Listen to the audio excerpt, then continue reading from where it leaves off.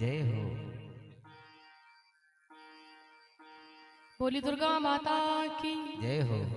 शंकर भगवान की जय हो। एक बार सभी दोनों हाथों को उठा करके प्रेम से जय घोष करेंगे।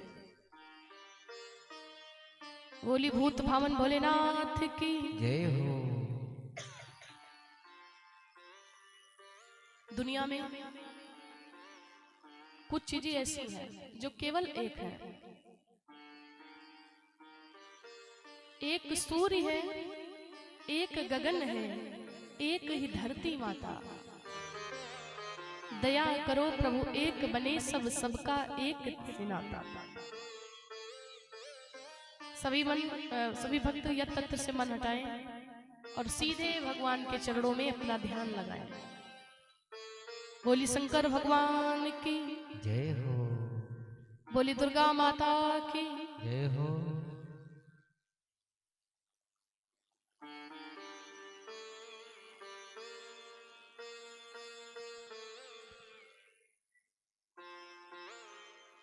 हाँ माताएं देख लो कस के। अच्छा, कथा में पंडाल में अगर कोई कुत्ता ही आ जाए, कोई जानवर ही आ जाए, सब इतना ध्यान से देखते हैं जैसे जीवन में कभी कुत्ता देखे नहीं है। इतना ध्यान से देखते हैं।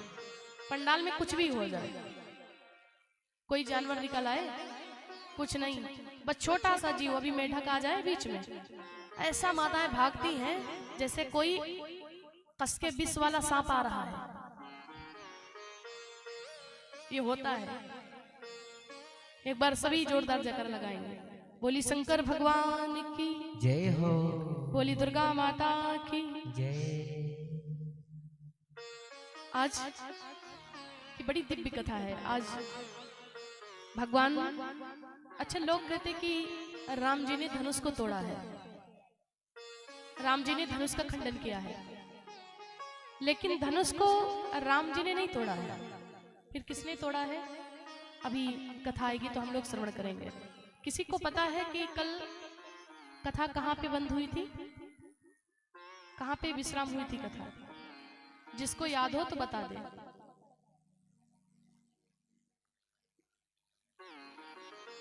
सभी जितने लोग हैं सब परीक्षित जी के ही पीछे पड़े हैं। सब कहते परीक्षित जी से ही पूछो। अरे परीक्षित जी को हम रेस्ट दे रहे हैं, बाकी लोग बैठे हैं, कम से कम ये भी तो जाने मिले। बताइए माता, आप लोग बताइए। राम राम इसका थोड़ा विलंब है। कहाँ पे बंद हुई थी? इतना टापी लूटने में कल लीन हो गई कि कथा भी भूल गई। भगवान का जन्म हो गया था, नामकरण हो गया था कि नहीं? नामकरण संस्कार हो गया था कि नहीं? हो गया था। मुझे लगता कि गुरु विश्वामित्र जी रक्षा सहायता के लिए लेकर भी चले गए थे, और इसके बाद में भगवान ने ताड़का राक्षसी का वध भी कर दिया था।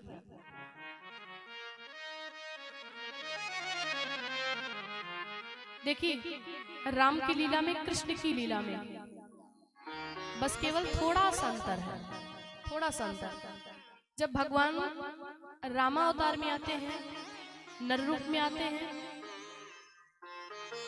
तब भगवान सबसे पहले ताड़का राक्षसी का वध करते हैं।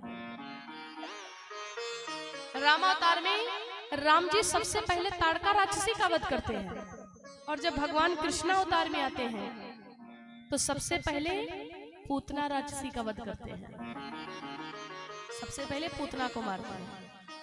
राम जी का प्रागट्य दिन के 12 बजे हुआ है, कृष्ण जी का प्रागट्य रात के 12 बजे हुआ है। भगवान जब नर रूप में आते हैं, नर लीला करते हैं राम जी, तो पहले भगवान सबसे पहले राम जी विवाह करते हैं, फिर कोई लीला करते हैं, फिर सबका वध करते हैं। और जब भगवान कृष्णावतार में आते हैं तो सबसे पहले पूरी लीलाओं को करते, बाद में विवाह करते माता रुक्मिणी के साथ। राम की लीला में, कृष्ण की लीला में बस थोड़ा सा अंतर है। राम कथा जीवन जीने की कला सिखाती है, कृष्ण की कथा मोक्षदायिनी है, हमारा कल्याण करती है। लेकिन राम कथा हमको सिखाती है कि एक व्यक्ति को कैसे रहना चाहिए, एक नारी को कैसे रहना चाहिए, एक भाई को कैसे रहना चाहिए, एक पुत्र को कैसे रहना चाहिए। अगर भाई का उठा लो ना बिरजा, तो भरत जी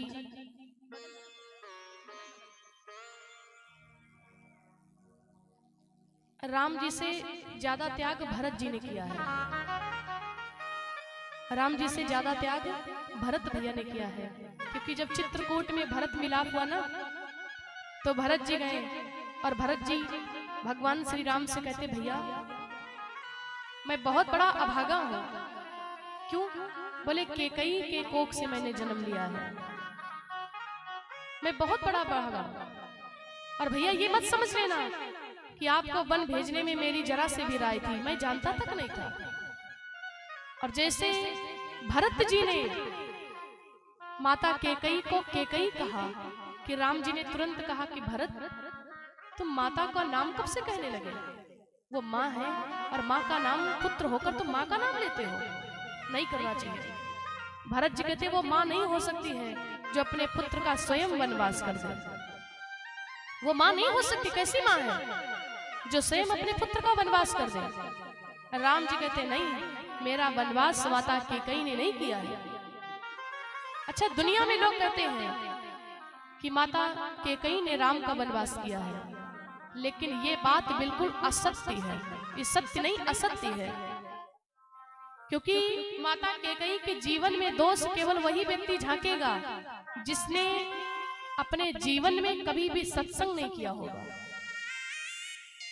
जिसने जीवन में कभी सत्संग नहीं किया है वही कहेगा कि माता केकई ने राम का वनवास किया है। राम जी खुद कहते हैं कि जो मेरी माँ में दोष झांकेंगे ना, समझ लेना भरत कि वो जड़ है, वो जीवन में कभी सत्संग नहीं किया है, क्योंकि माता केकई ने राम का वनवास नहीं किया है।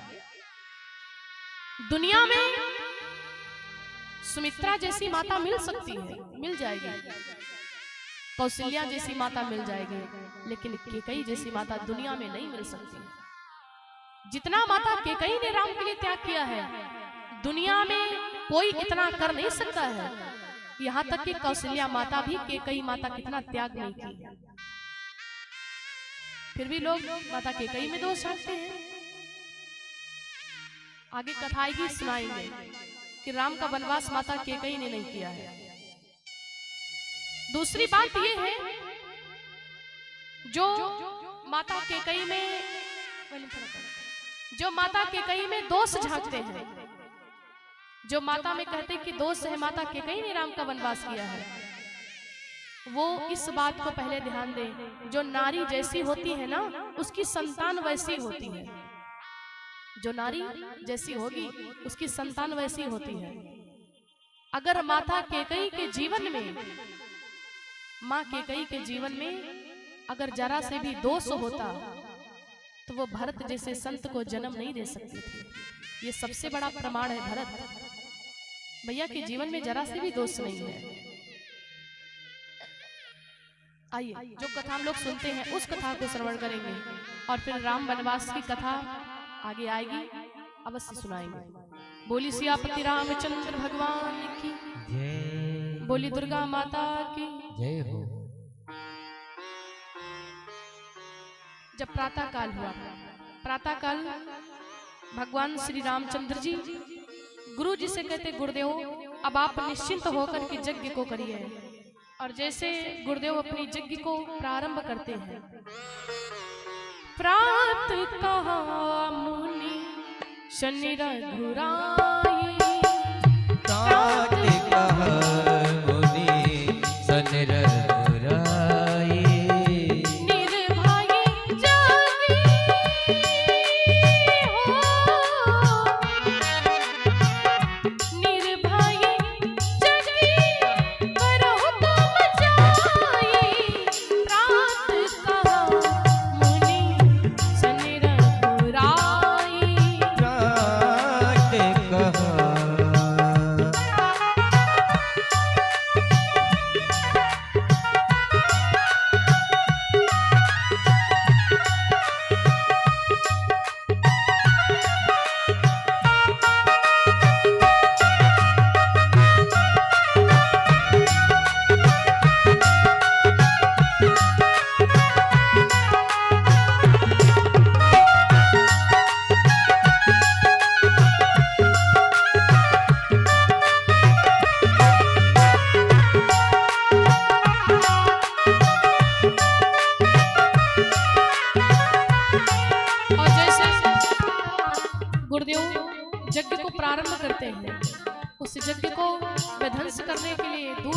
राक्षस लोग आने लगे। सोने मारीचो निशाचर क्रोही, सोने मारीच निशाचर क्रोही। मारीच कौन है? वही मारीच जो मृग का भेष बना करके आता है, रावण का मामा, लंका में रहने वाला मामा मारीच। जैसे मारीच को पता चला कि गुरुदेव यज्ञ को प्रारंभ कर चुके हैं, यज्ञ को विध्वंस करने के लिए लय लय सहाय आवाम द्रोही, लय सहाय।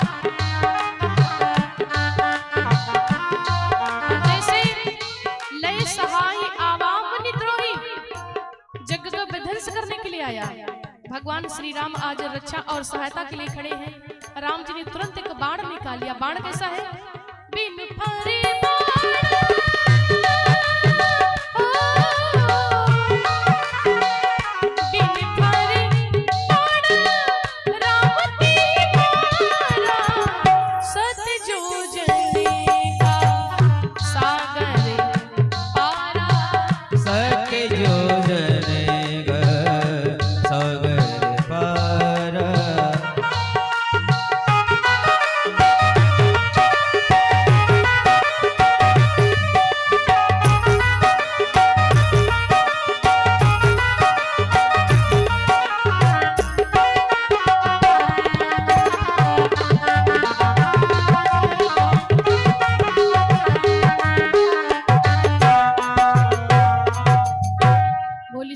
रामचंद्र भगवान की जय। प्रातः काल